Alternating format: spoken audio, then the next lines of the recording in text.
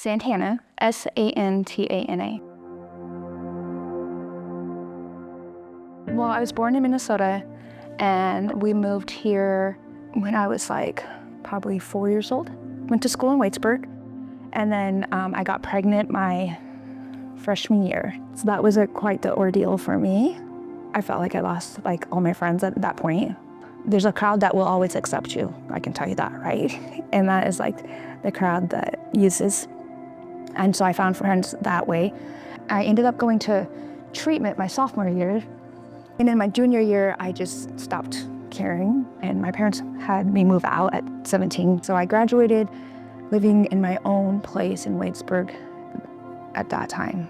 Well, I know her as Tana. I knew her when I lived in Waitsburg quite a few years ago. I kind of knew her back then, but she definitely hadn't gone down the hard drug abuse road at that point. And then I was diagnosed with a brain tumor at 25. And that, like, of course, like shocked me and upset me and whatnot. I went through that surgery and I had seizures for a while and whatnot. But due to my seizures and my alcohol use, on my birthday, like my 27th birthday or something like that, I had a seizure while intoxicated and I snapped this wrist. Well then, I got addicted to Percocets.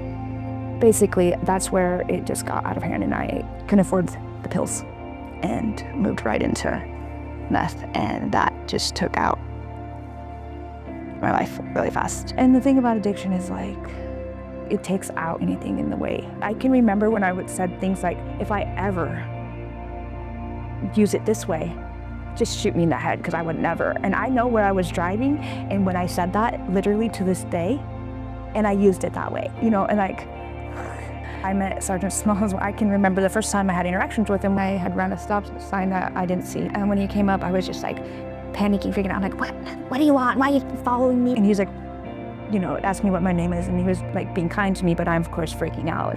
And he's like, what are you doing that you know you are better than this and you deserve better? And I'm just like, and of course, one of the times I was so loaded that I didn't even recognize that it was him until like, I don't know, I'm like, oh my gosh. Some of the times, like, I'm in really poor shape, like physically, you know. In the beginning, I have a house, you know, that I'm paying my way on, and by the end, like, I'm living in my car, and it's been going on for years. Meanwhile, my mom's raising my children, and it's like, and I don't trust any of the police at this point, right?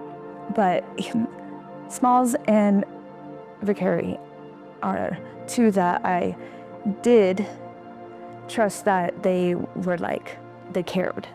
I knew she could do better than that because I knew her from years ago. I knew she was a better person than that. And so I was able to kind of convey that to her in more of a mentoring way. And I was hopeful and praying that she would go in a positive direction. I remember always believing in her and believing that she could greatly improve her situation.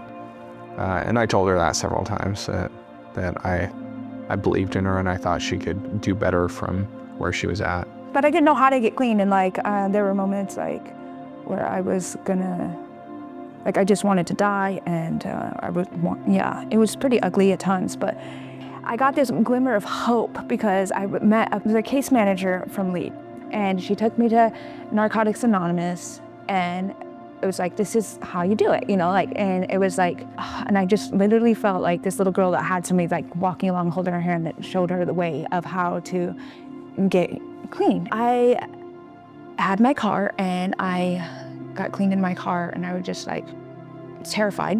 21 days of just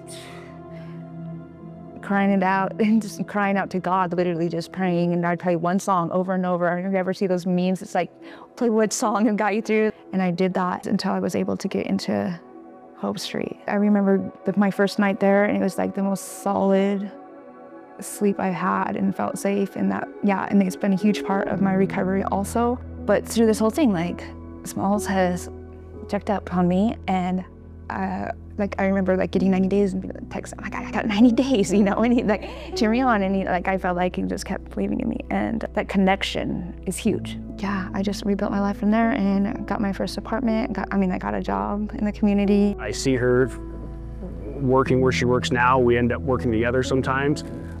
for comprehensive mental health, and it was I was so happy for her, and I could tell throughout my interactions with her since she's gone down a more positive road. I mean, it most likely has saved her life. I watched her just kind of exit the life that she was living and begin to do really well. I just want to really encourage anybody that is like feeling discouraged, like don't give up 5 minutes before the miracle, because it does come through and like it's worth it, and you're worth it, and you just never know what tomorrow is going to bring for that. The Walla Walla Police Foundation chose to buy her a vehicle.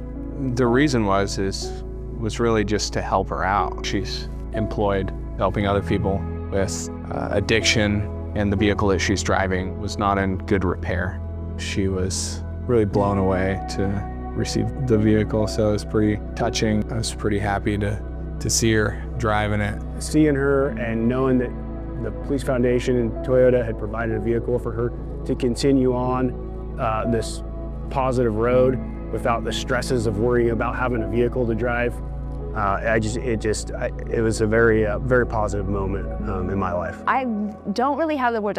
I'm so grateful, but also like just still in shock a lot. Like our community, they do want to help. This is the happiest and most joyful I've ever been in my life. Like I've never had this kind of freedom. I was spiritually dead, and that's what I didn't realize.